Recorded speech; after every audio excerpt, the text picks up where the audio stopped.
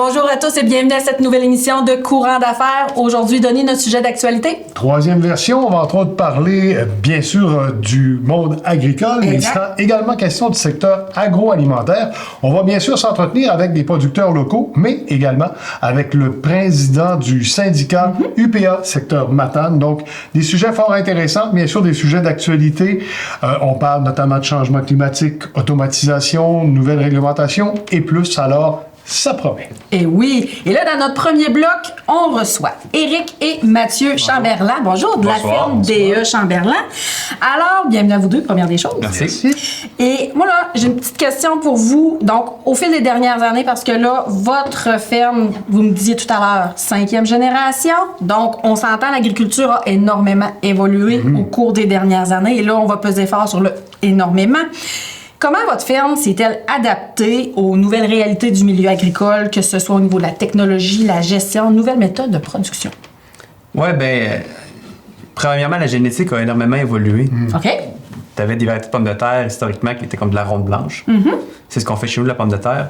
Puis les variétés que mon grand-père, mon arrière-grand-père faisaient n'existent plus. Puis il y a eu de l'amélioration génétique. OK. Fait que la première évolution qu'il y a eu dans le monde agricole chez nous, c'est vraiment l'évolution de la génétique. OK. Fait qu'on on est rendu avec des rouges, des jaunes, des rossettes, puis un peu de ronde blanche aussi. Mais à travers les années, les variétés sont adaptées en jours de croissance. OK. Fait qu'il n'y a pas juste du négatif au changement climatique. Ben oui. Mais vu que la saison de croissance est plus longue, puis il y a plus d'unités thermiques, on peut faire des variétés qu'on ne peut pas faire là, comme 15 ans. OK. Fait que je te dirais qu'il y a principalement ça. Puis sinon aussi, au niveau des différentes automatisations, tu sais, des tracteurs, ça reste des tracteurs, sont plus gros, sont plus petits, mais ça, c'est pas là que le gain d'efficacité va se faire principalement. Okay. C'est vraiment que les machines à l'arrière qu'on va aller chercher un petit gain de productivité. Là. OK.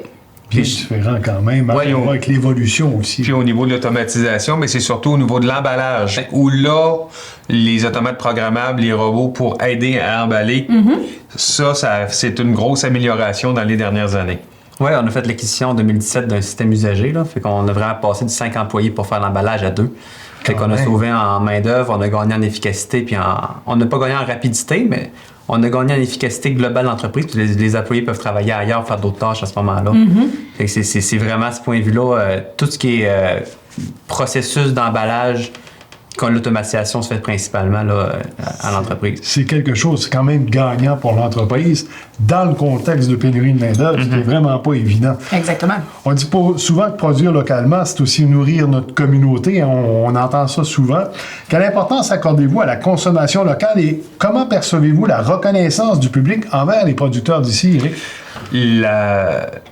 L'apport des clients au niveau local, c'est primordial pour chaque entreprise d'une région, bon mon Dieu, d'une région comme la Matanie, exemple, mais comme une entreprise comme la nôtre, on le vit vraiment parce que dans notre façon de fonctionner, c'est qu'on a encore notre propre camion, puis les pommes de terre qu'on emballe, c'est moi, ça c'est mon travail, c'est moi qui les livre directement au marché d'alimentation, aux épiceries, aux dépanneurs de la région. Là. Ce qui fait une proximité. Là. Exactement.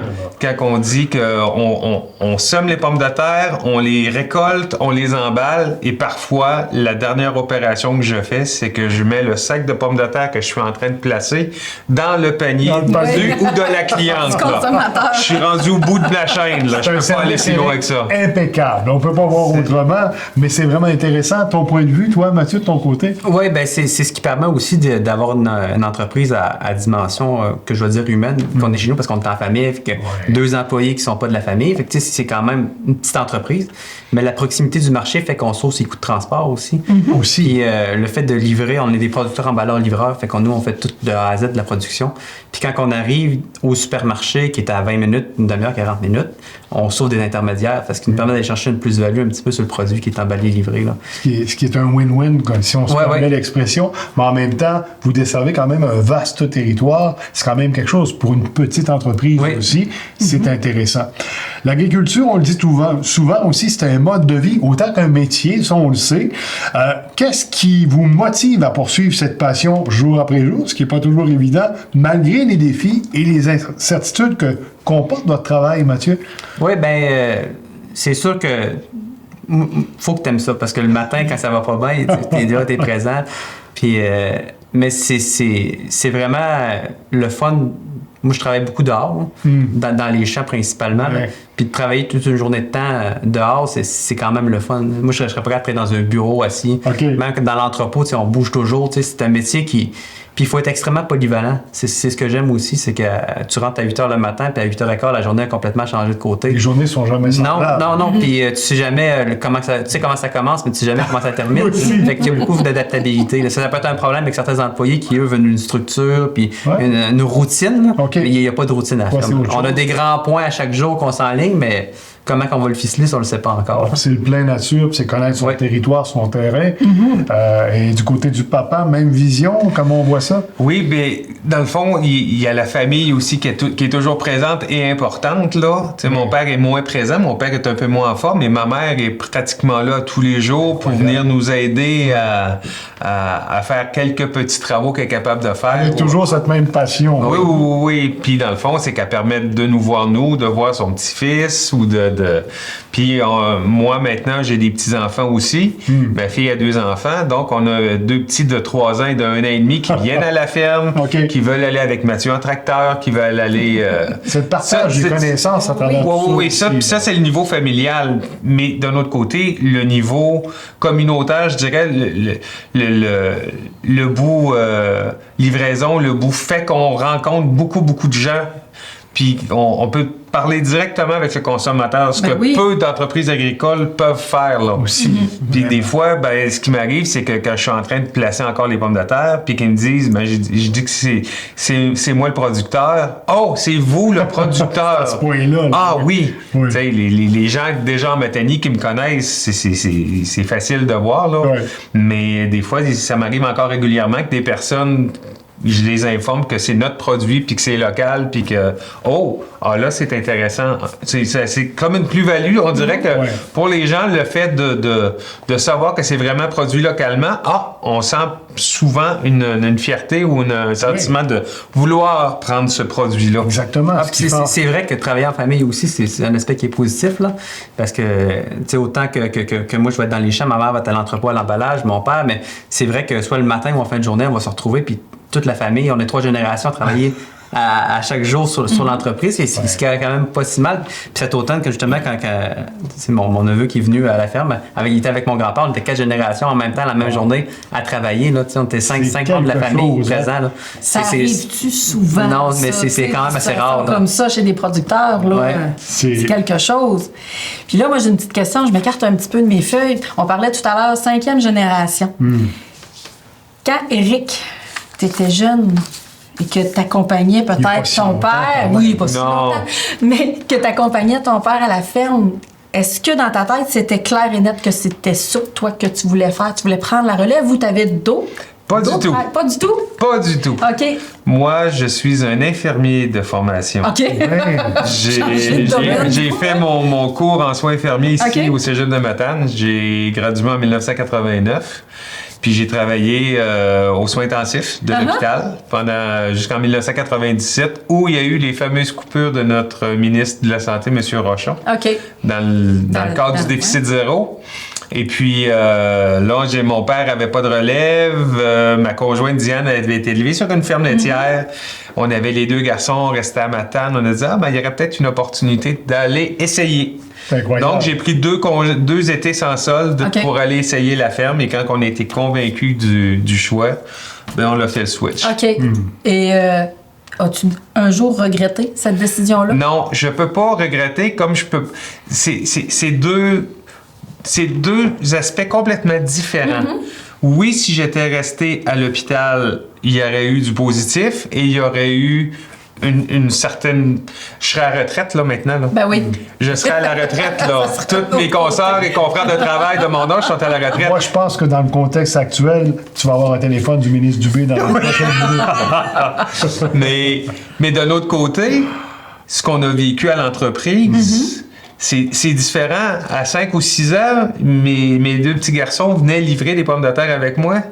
Puis ils suivaient, mais j'ai jamais fait ça pour donner le goût ou pour... C'était vraiment le plaisir d'être Ça ensemble. s'est fait naturellement. C'est exactement. aussi pour Puis Mathieu a même travaillé à l'extérieur un peu, là. Ouais. Tu sais... Moi, j'étais pas destiné à ça non plus. OK. Aussi. Non, moi, j'étais inscrit à l'université, je m'en allais en histoire, ben, étudier. histoire? Ouais, ouais. Ah oui. Puis finalement, j'ai reviré de base, j'ai fait un cours de mécanique agricole, j'ai travaillé au centre du camion Bouffard pendant 2-3 ans OK. avant de retourner à la ferme. Puis c'est vraiment un mode de vie qu'il faut qu'on... Tu peux pas être forcé dedans parce que sinon, après que ça va faire un temps, ben après ça, tu te lèveras plus. Là. Ouais. Mais c'est quand même rassurant sur la ferme DE Chamberlain d'avoir aujourd'hui toute cette expertise-là, mais en plus un infirmier. Et on a aussi Le mécanicien. talent Tu peux raconter des mécanicien qui peut histoires. raconter des histoires. Vraiment, c'est magique. Les gars, merci beaucoup de votre présence. Autre question? Ben oui, t'es en Oui. train d'aller plus D'aller vite. trop rapidement. Non, parce que là, tantôt, je me suis écartée un petit peu de mes questions, mais là, je reviens parce que j'en ai une OK. qui me brûle les lèvres. On parle beaucoup, on a parlé beaucoup dans la dernière année, puis même depuis la COVID et tout, les réglementations avec les États-Unis, la guerre commerciale et tout. Croyez-vous que c'est une éventualité qu'un jour, l'autonomie alimentaire dans la région, ça puisse être quelque chose qui est envisageable? Est-ce que c'est réaliste, littéralement utopiste de penser ça. C'est utopiste parce que les décisions se prennent à Montréal et à Toronto. OK. Parce que de la façon que le marché est structuré, c'est que les principales chaînes d'alimentation ont soit le siège social à Montréal ou à Toronto.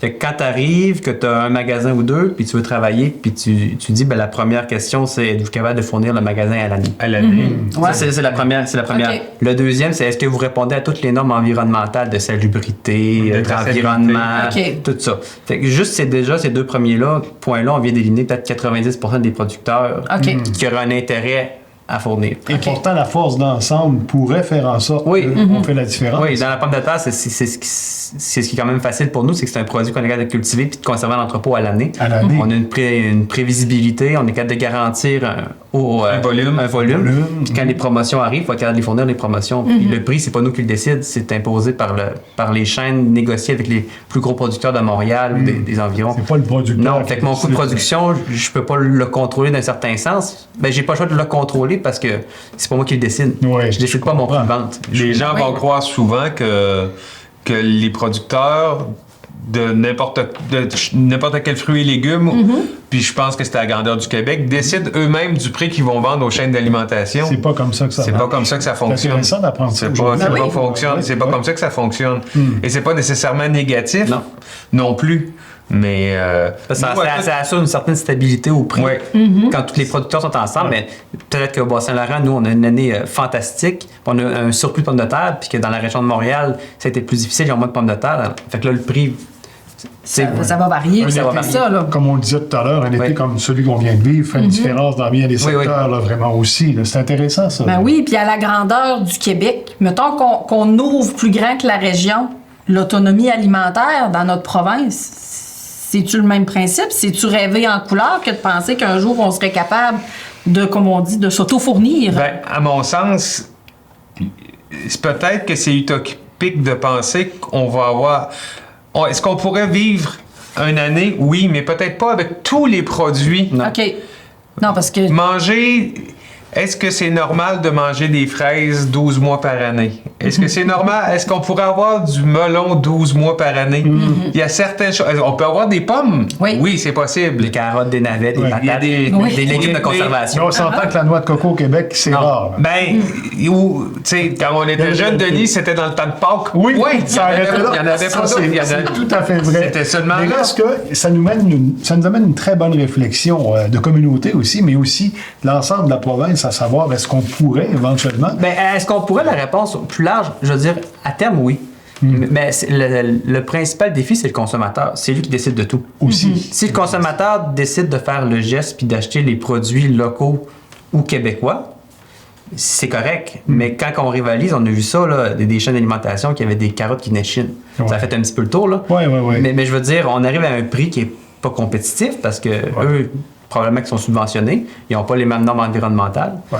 Si le consommateur verrait la quantité de normes environnementales qu'on a à respecter, puis les investissements massifs que ça nous demande pour absolument aucun retour, Il y a tout ça aussi. Il y a tout ça. Fait qu'on n'a pas le choix de vendre le produit de plus en plus cher parce que le consommateur s'attend à un respect environnemental de plus en plus sévère, de produire de plus en plus avec de moins en moins, une réduction des pesticides, c'est correct. Une réduction des engrais au maximum, tout ce qu'on peut, c'est correct. Ouais. Mais en même temps, il faut qu'il y ait une plus-value qui vienne avec ça parce qu'on ne peut pas compétitionner nos voisins américains qui, eux, n'ont pas les mêmes normes, ou l'Amérique du Sud, qui, eux, sont capables de faire 2 productions dans la même année. Là.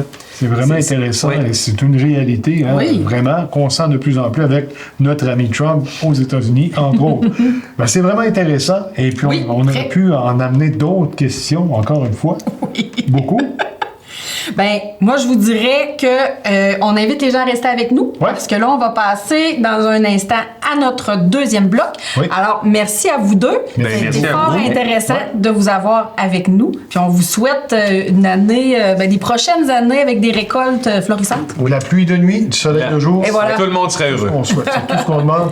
Éric, Mathieu Chamberlain, merci, salutations à toute la famille. Et effectivement, restez là puisqu'on revient dans quelques instants avec la deuxième partie de l'émission.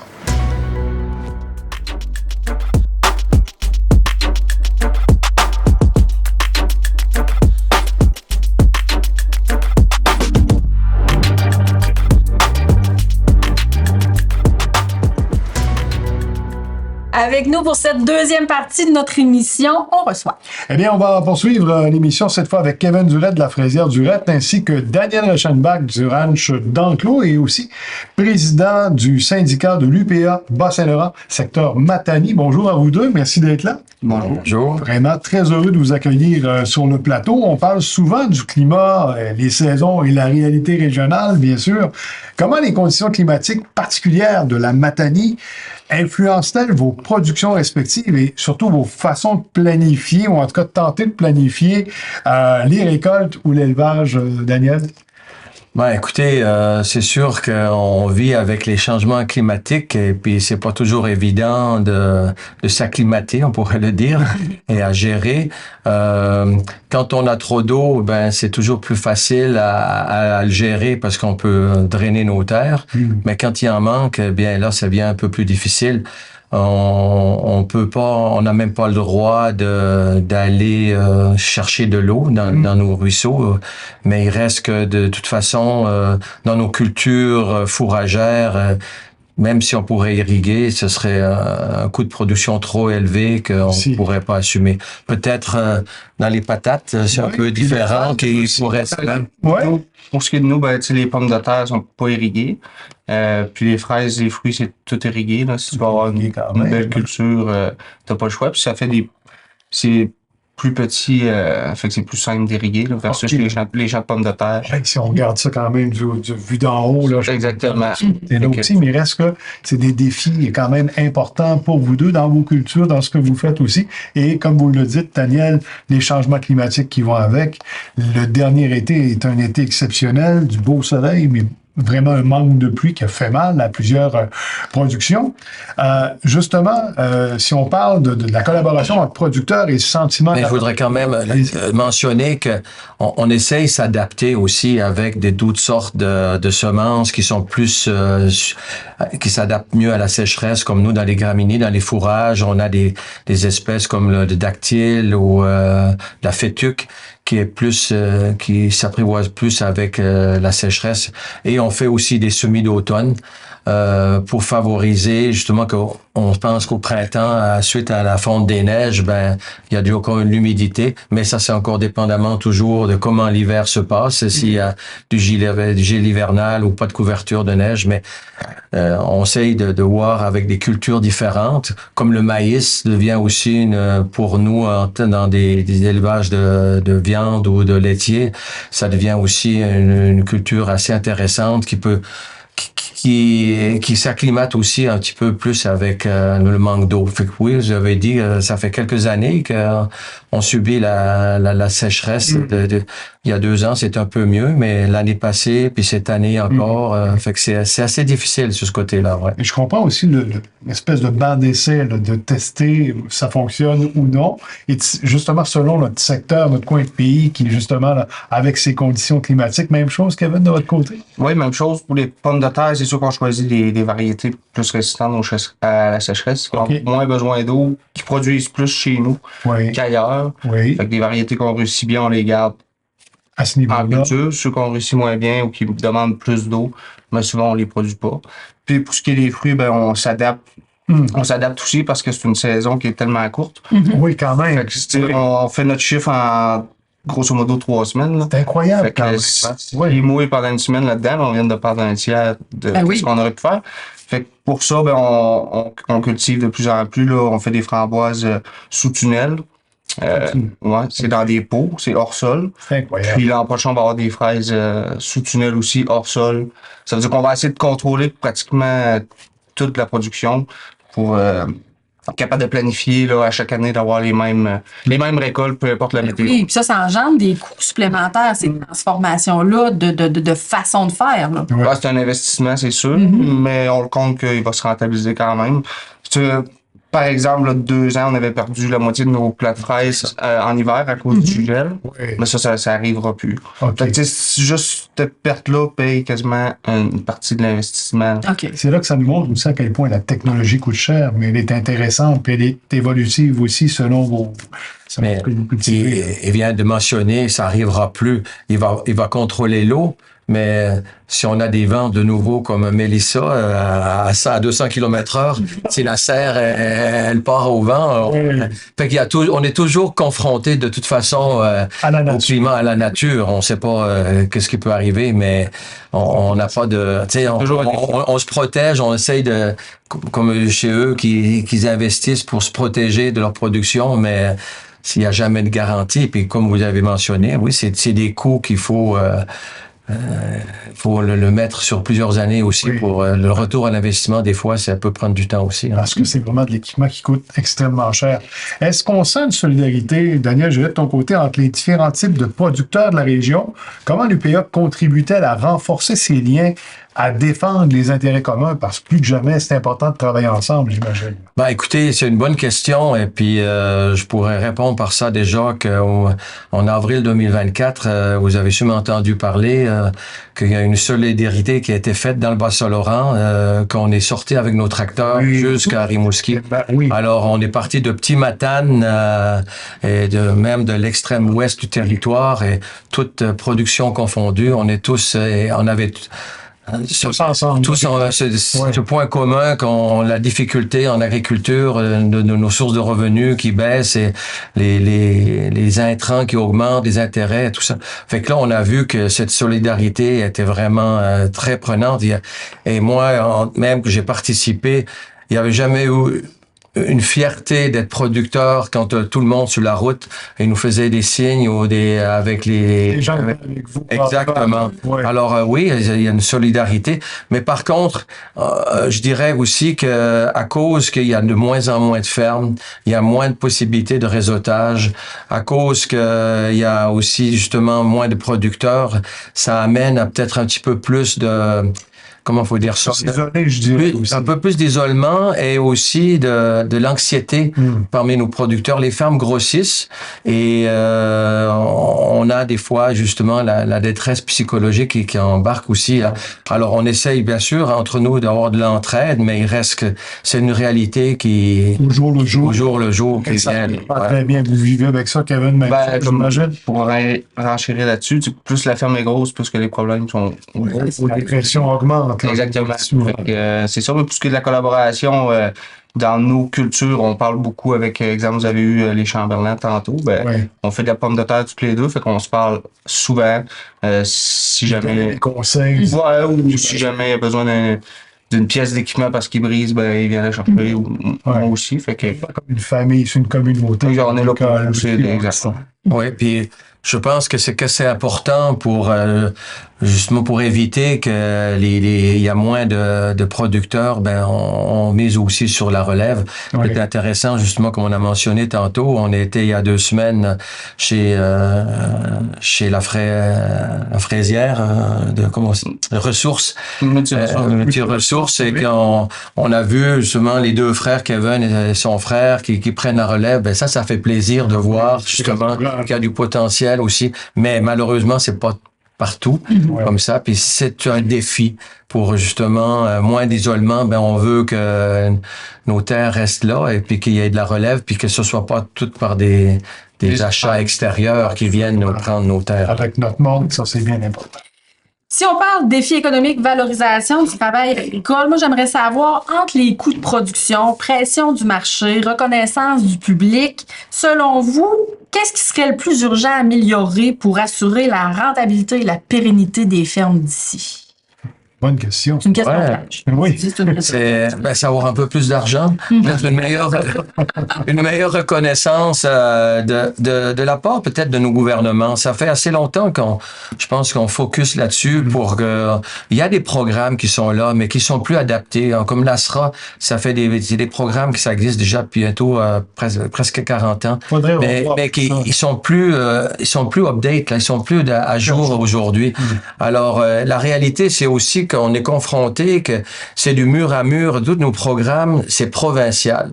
Fait que ici au Bas-Saint-Laurent, puis encore en Matanie, on a des réalités qui sont bien différentes Régional. de qu'est-ce que ça se passe dans Montérégie et tout ça. Alors on est confronté à ces problèmes-là que nous on dit ici, ça coûte plus cher aussi à produire la même chose que ce que Montréal, que les Saint-Hyacinthe peuvent faire. Oui. On a des coûts de transport, fait que déjà nos intrants nous coûtent plus cher.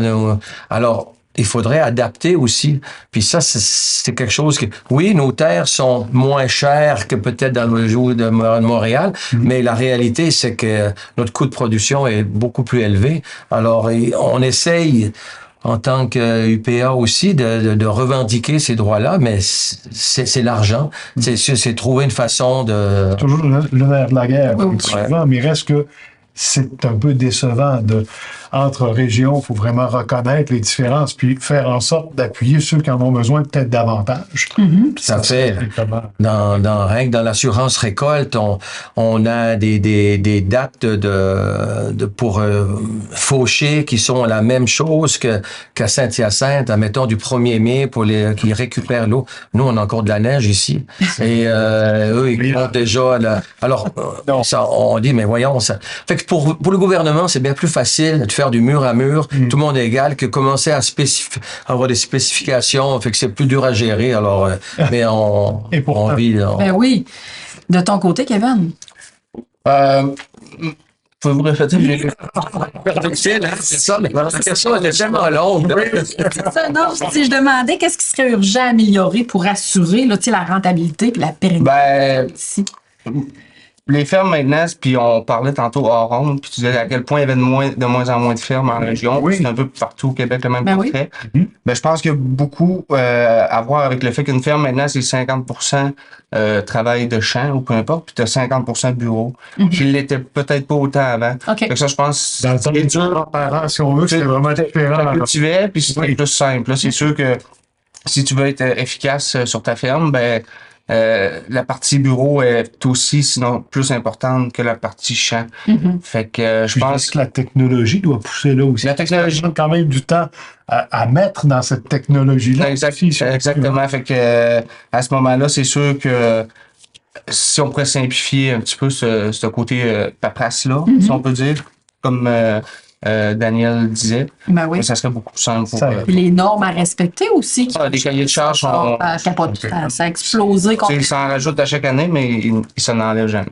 C'est ça. Une des raisons qu'on est sorti, c'était aussi pour réduire la paperasse. Puis on a des normes environnementales que ça finit pas. Et qu'est-ce que Kevin vient de dire, c'est il faut quasiment, plus l'entreprise elle devient grosse, il faut quasiment engager une secrétaire pour faire toute la paperasse parce que ça devient tellement important. Puis si on manque quelque chose, on a manqué une subvention, on a manqué, on n'aura pas l'argent nécessaire. Alors ça devient de plus en plus difficile.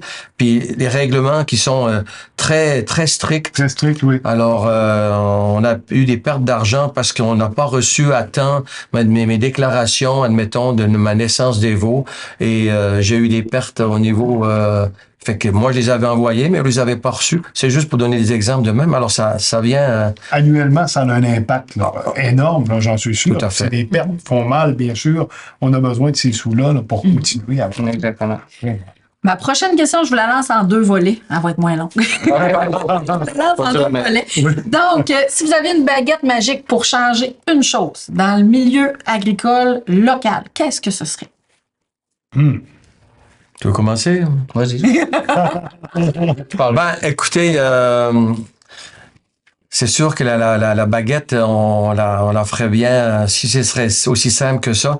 Je pense qu'il y a une meilleure reconnaissance d'abord qu'on l'avait dit de face à nos instances là une valorisation de qu'est-ce qu'on fait et même par rapport aussi au monde extérieur qui nous voit y aller. Peut-être une perception que où les fermes grossissent, alors qu'ils nous voient avec la grosse machinerie, puis ils disent, vous autres, vous avez des gros tracteurs et tout ça. Fait que il y a peut-être, je trouve, des fois, un décalage. On est là, nuit et jour, 24 heures sur 24, surtout en production animale, quand on travaille avec du vivant, donc on doit être toujours à l'affût. On peut avoir avec des maladies, puis justement des spécifications comme cette année, des sécheresses qui amènent de l'anxiété pour savoir est-ce qu'on va avoir assez de fourrage pour nourrir nos animaux.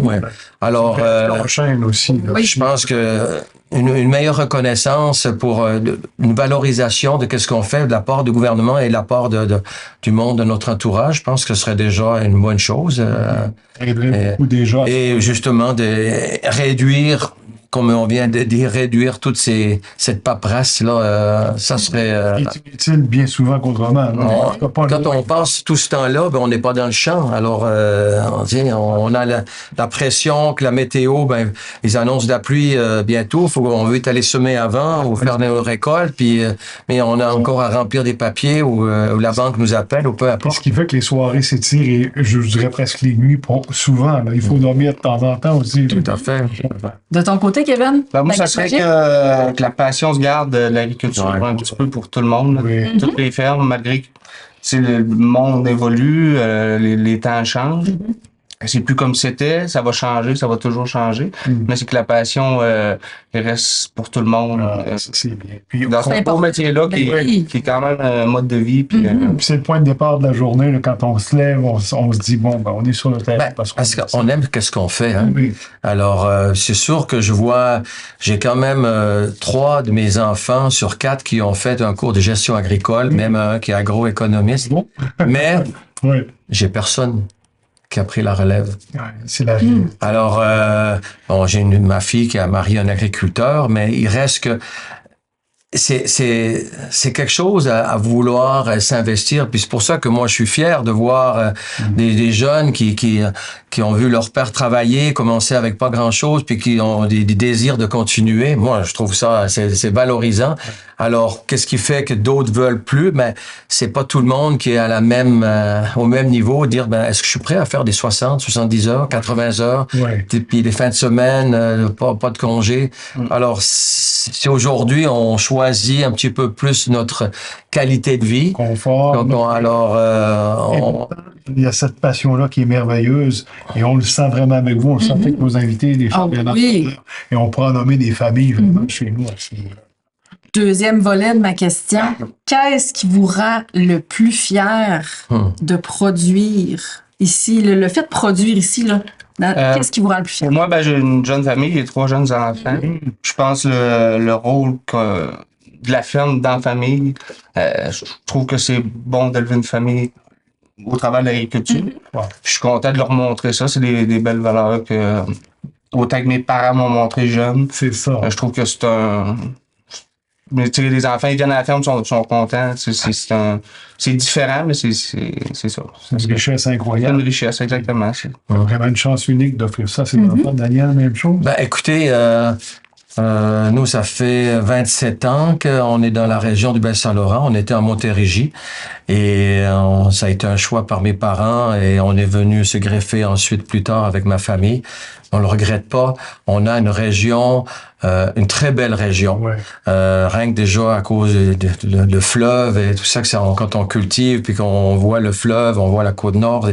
Et je pense que la fierté que ça nous rend, c'est que on a une accessibilité encore très avantageuse, surtout en production bovine ou bovine. pour des terres qui sont accessibles versus dans le bout de Saint-Hyacinthe. Alors, il y a encore du potentiel pour des jeunes qui veulent démarrer. On sait qu'il y a des terres qui sont disponibles à Saint-Adème, à Saint-Jean. Oui. Il y a des terres qui sont même un peu à l'abandon. Alors, il y a du potentiel. Puis je pense qu'il faut miser là-dessus. Et la production bovine, moi, j'ai beaucoup de pâturage, puis c'est ça qui fait une beauté dans le paysage. Mais à Saint-Hyacinthe, à 25 000 l'acre ou 60 000 l'hectare, on peut pas se permettre de mettre des animaux au pâturage, alors qu'on a encore des terrains qui sont peut-être moins plus contraignants pour possible chez nous. Exactement. Alors je trouve que ça donne un gros avantage surtout en Matanie là. C'est une fierté. Vraiment. Oui. Ben, ça a été un grand plaisir, messieurs, de vous accueillir. On a appris beaucoup de choses. Oui. Vraiment. Moi, je souhaite que le meilleur pour vous et justement que la relève soit là, que tout le monde continue, que dans le futur, on parle justement de l'expansion et peut-être, comme Daniel, vous l'avez dit, de voir d'autres fermes s'ajouter. De la relève. Ouais. La relève et surtout Exactement. passer à ces travailleurs agricoles qui sont des perles pour notre territoire. Ces gens-là sont des gens de cœur. Bravo. Merci encore une fois de votre présence. Et puis, c'est déjà terminé. Exactement. Pour d'affaires. On se retrouve très bientôt pour la prochaine. Oui, Merci, messieurs. on espère que vous avez aimé l'émission d'aujourd'hui, puis on se dit à un prochain épisode. À bientôt.